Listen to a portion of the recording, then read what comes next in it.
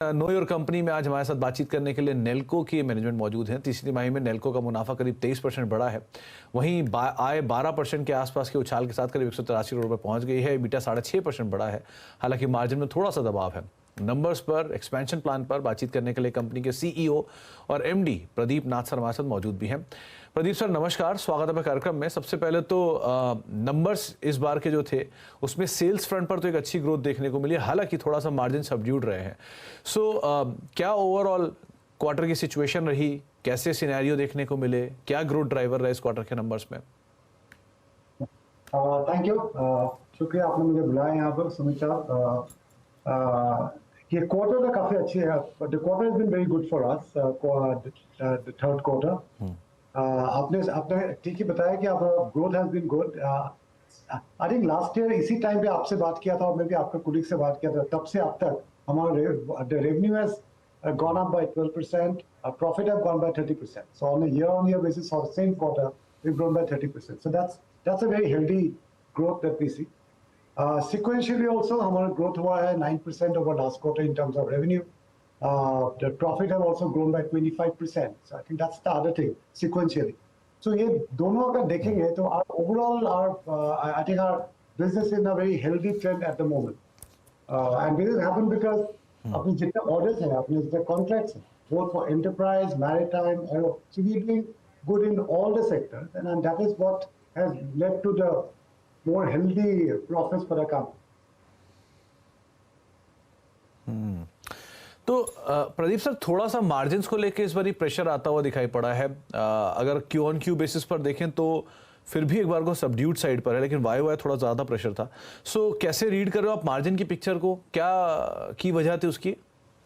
देखिए, EBITDA margin मैंने पहले भी बताया, it will always range between about 18 to 21%. So that's the kind of range that will be there for the EBITDA for our company, and we are in that range. So it will vary marginally here and there depending on उस quarter में किस type का contract implement हुए जा रहे हैं, and what is the impact of that contract vis-a-vis the rest of it. So it's because of that. But otherwise, it will be ranging of 80 to 21%. And that is what is the range that we are in currently. But our overall profits are growing up much better. You need to also see that our debt position dekhenge. So today we are at a net debt of about 23 crores. This is the lowest so far. Our debt equity is at 0.2, which we believe is fairly healthy. And so the overall balance sheet of the company has become very strong right now. तो Pradeep sir देखो, जो numbers हैं वहाँ पर एक stability आ चुकी है, date side थोड़ा लोअर साइड पर है, मार्जिन स्टेबल साइड पर है। सो अभी अपॉर्चुनिटीज़ कौन कौन से आप इन कैश कर रहे हो? अभी की जो सिनेरियो है उसमें कौन कौन से अपॉर्चुनिटीज़ आपके सामने खड़ी हैं, डिफेंस को लेके या फिर मैरीटाइम को लेकर? क्या यहाँ पर भी कोई नई अपॉर्चुनिटी आप तलाश रहे हो?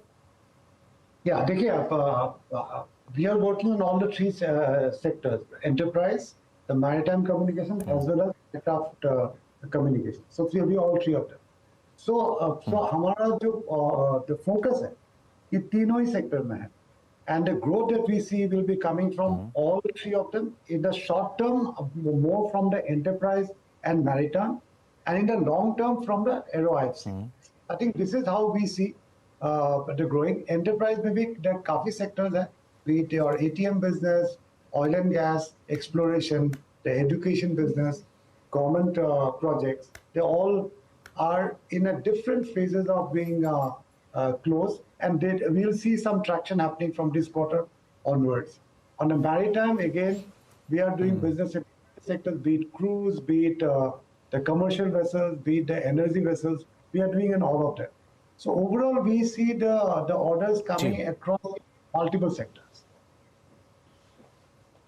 तो प्रदीप सर, अभी ऑर्डर का कोई, अगर इफ़ यू हैव इवेल्युएटेड कितना ऑर्डर बुक सिचुएशन है, वन, दूसरा, क्योंकि रिन्यूएबल एनर्जी स्पेस एक बहुत बजिंग स्पेस है और बहुत ज़्यादा उस पर गवर्नमेंट कामकाज भी कर रही है, कई ऑर्डर्स भी डिस्पेंस हो रहे हैं, एग्जीक्यूशन पार्ट भी तेज है और आप उस पर भी डील करते हो। सो यहाँ पर क्या ग्राउंड सिचुएशन है अभी? ठीक है, the different sectors are growing. You're right, renewable energy also is growing. But we have to look at from the perspective of satellite communication. Right? So satellite communication is typically used in areas where, in a location where the terrestrial networks are weak or they're not available. So that's where we don't really directly compete with terrestrial networks, and therefore the way the satellite communication services get picked up depends on the kind of infrastructure is getting laid out in the country. Is it going to more remote locations, or is it in the prime locations, etc.? So to that extent, renewable energy is definitely a prospective sector for us. It is coming up. ATMs are again good because so नए ATMs आ रहे हैं, they are all in the remote locations and where the satellite communication become more prevalent, etc. So therefore we are seeing the sectors where the satellite communication services will be used more effectively.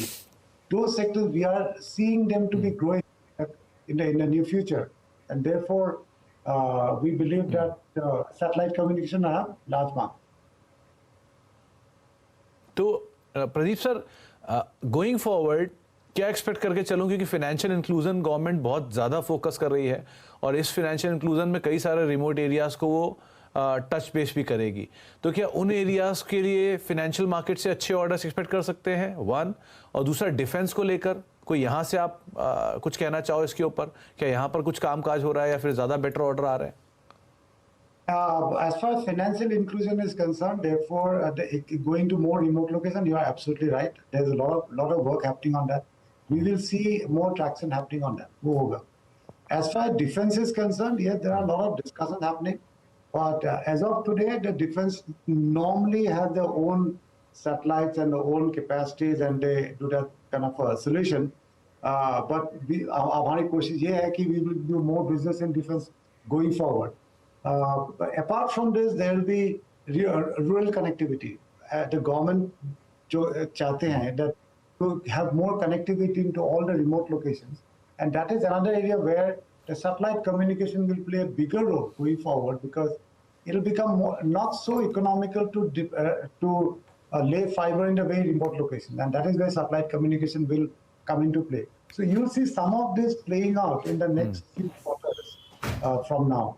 And that is what will give a boost to the satellite communication services industry.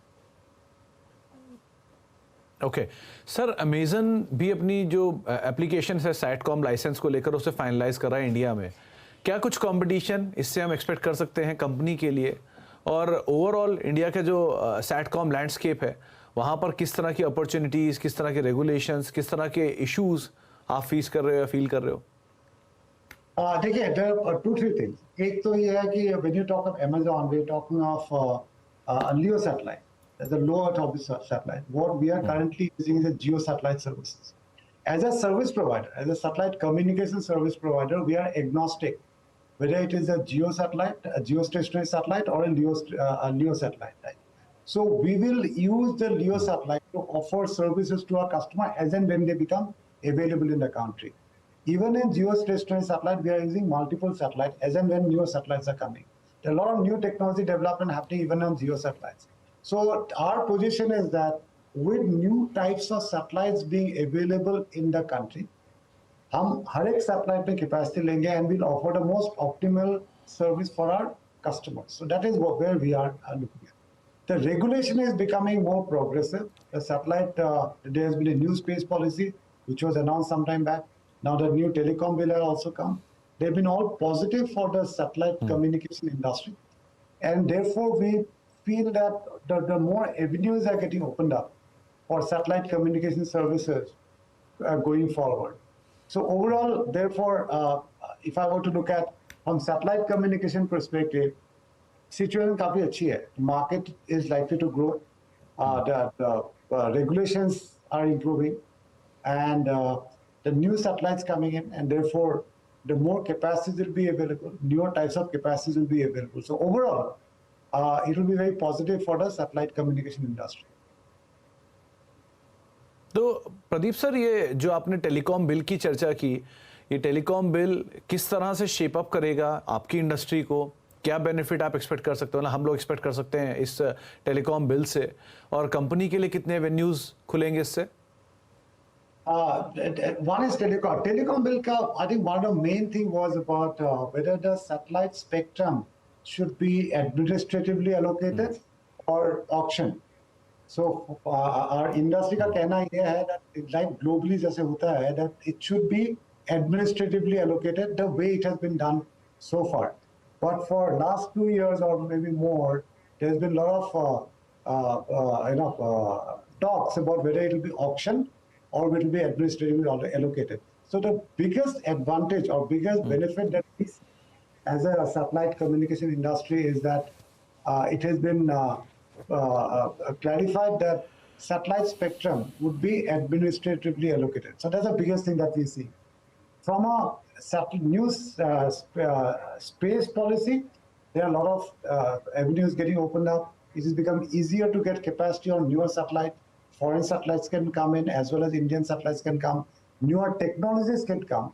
And so all of them are helping the industry in terms of creating more avenues for growth. So that's how we see it. Okay चलिए, बहुत बहुत शुक्रिया Pradeep sir हमारे साथ मौजूद रहने के लिए, नंबर्स पे बातचीत करने के लिए, तमाम डिटेल से हमसे चर्चा करने के लिए और इंडस्ट्री का पर्सपेक्टिव हमारे सामने रखने के लिए बहुत बहुत शुक्रिया सर हमारे साथ मौजूद रहने के लिए। एक बारी नेल्को का स्टॉक लेकर आइए, करीब फ्लैटिश टोन पे ही ये स्टॉक कामकाज कर रहा है। 7 दिन में 4-5% के आसपास का डिक्लाइन जरूर देखने को मिला स्टॉक में, लेकिन बहुत ज़्यादा नहीं, हाँ 1-1.5% के आसपास की गिरावट सो फार स्टॉक में देखने को मिल रही है। ब्रेक का वक्त है, ब्रेक के बाद लौटते हैं और बातचीत जारी रखते हैं।